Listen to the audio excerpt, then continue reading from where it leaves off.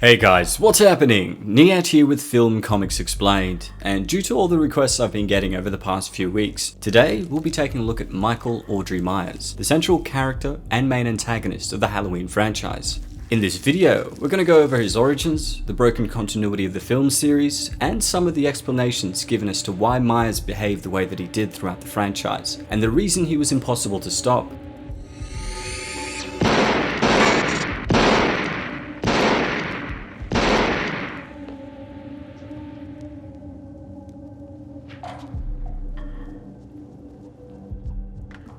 Why won't he die? Get away from him! But he stopped breathing! No! Born on October 19th, 1957 to a loving family, by the time he reached the age of 6, Michael was admitted into a psychiatric hospital for murdering his older sister Judith.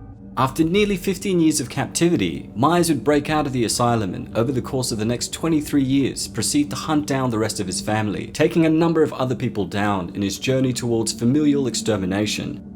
Created by Debra Hill and the legendary John Carpenter, Michael Myers has appeared in over 10 films, a number of novels, video games, and a handful of comic books that all depicted him as an unstoppable force of evil.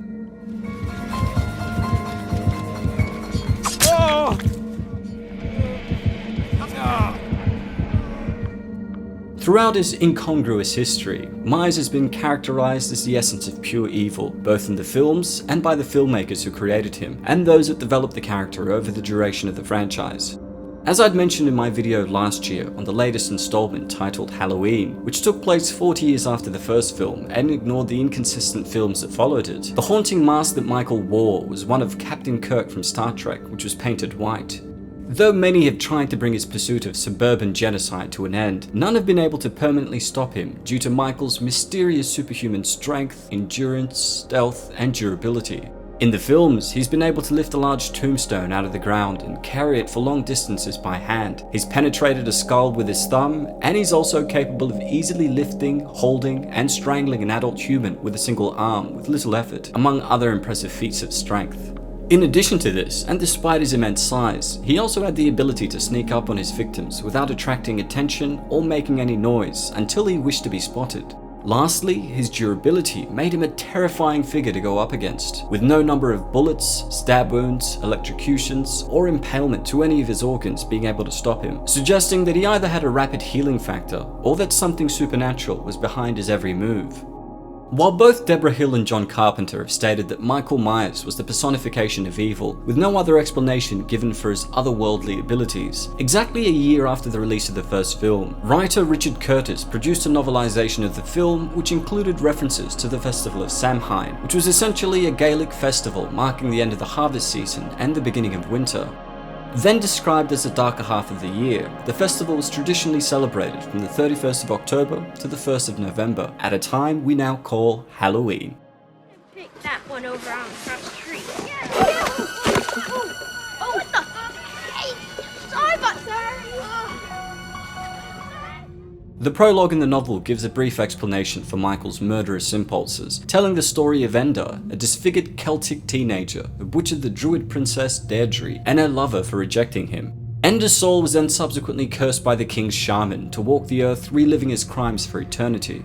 As the novel unfolds, it's then revealed that Myers constantly suffered nightmares about Enda and his crimes, as did his own grandfather, who had taken the lives of 2 people in his town in the 1890s during a Halloween harvest dance. This explanation is of course similar, but also different to the one given in the 6th film of the series, The Curse of Michael Myers, which also touched on elements of Samhain and the Druids, which were in essence members of the high-ranking upper class in ancient Celtic cultures. The film, however, differs from the novelization by stating that a demon named Thorn had possessed Michael as a child, giving him immeasurable powers, something I'll get into with more detail later in this video. Spirits and powers of the flame, attend and witness this ritual. Bear our gifts to Thorn. Now, the first 2 Halloween films center around Michael's obsession with taking out Laurie Strode, who we discover was actually his younger sister that had been put into a foster home after their parents had died in a car accident, and Michael had been admitted into a psychiatric hospital for murdering their older sister Judith. Both these films end with Michael sustaining injuries that would be enough to bring down a mortal man, but we of course see him either disappearing in the preceding shots or him stumbling away. The following film, Halloween 3: Season of the Witch, is the only film not to feature Myers, though we do see the character appear on the television in a brief commercial for the first film, suggesting that in this reality, the prior two films were fictional.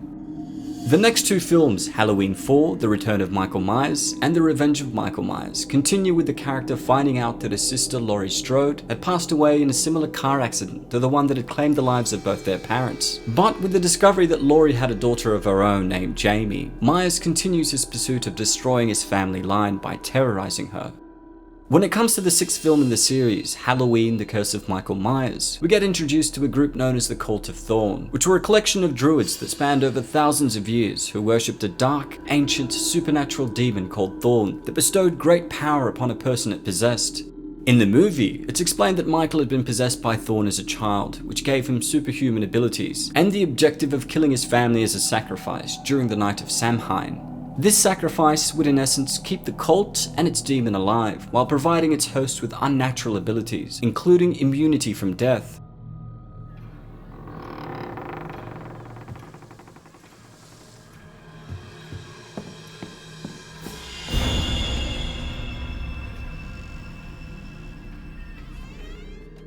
Ignoring the previous four films, Halloween H20 20 Years Later, yes, that's actually the film's title, establishes that Michael had been missing for the past 2 decades, and that Laurie Strode had faked her death to escape her brother. Living in California with her teenage son John, where she was the headmistress of his school, their years of happiness come to an end when Myers returns, taking out John's friends before coming after the pair. After getting her son to safety, Laurie ultimately confronts Michael and decapitates him, finally killing him in the process, but this moment of relief is of course cut short with the next film, Halloween Resurrection.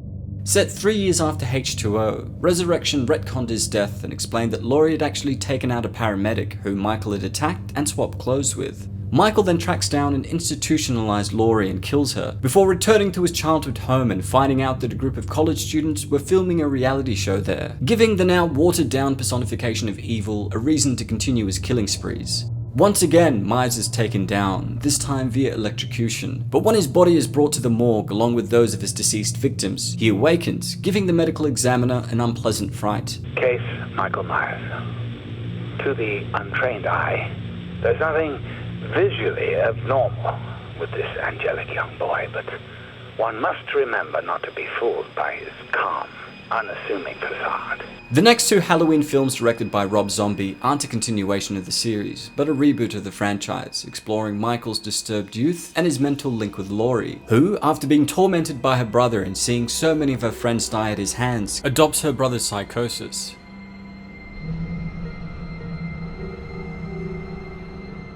You feel it, don't you, Michael? Say something, Michael. Say something!